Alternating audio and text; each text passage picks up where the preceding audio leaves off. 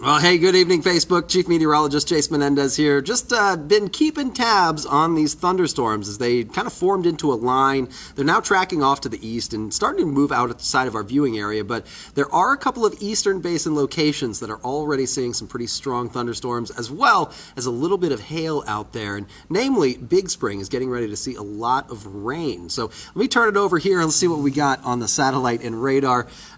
We've got a couple of severe thunderstorm warnings already in effect right now. You can see a couple of storm cells tracking off the eastern edge of the basin. They're headed towards Snyder and Colorado City, but for the most part, what we're dealing with is going to be rain, hail, and strong winds. So we've got another severe thunderstorm warning and yet another one down to the south, right around Crane and McCamey. The line for these storms, though, is quite massive. Let me see if I can turn off this. There, ooh, wrong one. Turn off the banner. I meant to turn that one off. This line of thunderstorms actually is all the way through the panhandle of Texas and actually extends all the way down into the southern basin.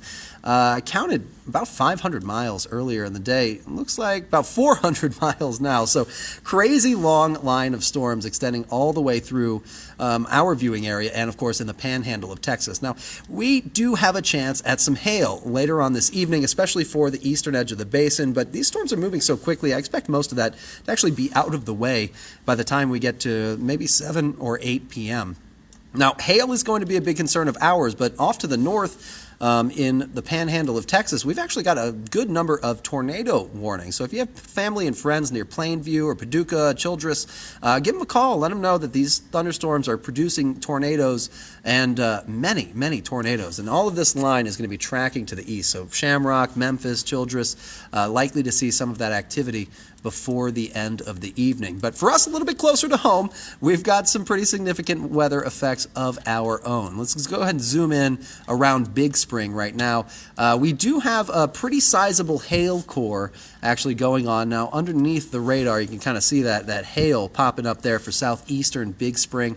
That hail is actually very, very large in size. Anytime we have these pinkish colors, that indicates hail of very, very large, over 1 inch in size, and that's definitely good enough to ding up your vehicle and break out some windows. So be careful.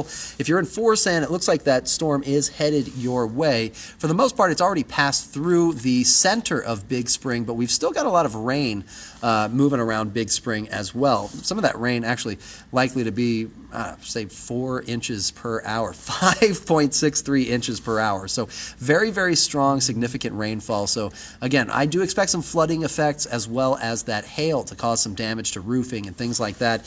Odessa and Midland saw a little bit of this hail earlier, but now the storm cell producing it has actually moved off to the east, and it's going to continue tracking that way. Thankfully, down to the south, though, places like Crane and McCamey, any energy is going to be offline or starting to fizzle out there for the most part there. Crane and McCamey still seeing a little bit of rain, but no hail core to speak of. And well, it looks like we just got a new update to our severe thunderstorm warning just off to the east of Big Spring. The new expiration time on that is now 6:15. So it looks like by then, we're at 5:30 right now, so it looks like by about 6:15 we should be getting most of that activity out of the way. We've got plenty of energy in the atmosphere, though, to kick up some of these thunderstorms. And again, they should be moving out here sooner than later. Now, we are under a tornado watch until 10 p.m. I don't see enough energy really to kick up any tornadoes. I think the National Weather Service is right to issue this tornado watch, but I don't see it being extended past that 10 p.m. mark. Most of the energy here in the southern Trans-Pecos is just not there. It's just not enough to kick up even any thunderstorms. We saw kind of Crane, McCamey was about the most southern point for these storms.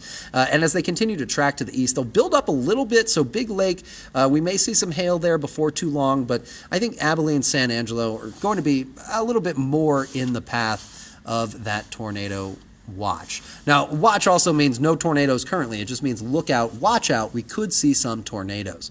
Now, you can see this line of storms actually moving really, really quickly here, and this is only a 3-hour satellite loop, and those storms move from the central basin all the way to the eastern basin in just that amount of time. So again, a very, very fast-moving line of storms, and it should be working its way out here sooner than later.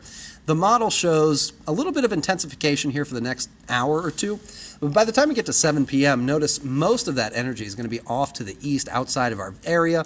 And by about 9, 10 p.m., we should be in the clear. So again, I just wanted to give you guys an update as far as where these storms are headed and what they've been producing so far. We have seen some pea-sized hail here at the station. But aside from that, just a lot of rain. So be careful driving around for the rest of this evening, especially on roads that have a tendency to flood. It looks like we're going to be seeing some flooding here pretty soon as well, especially along the eastern basin. Big Lake, look out. We've got some storms headed your way.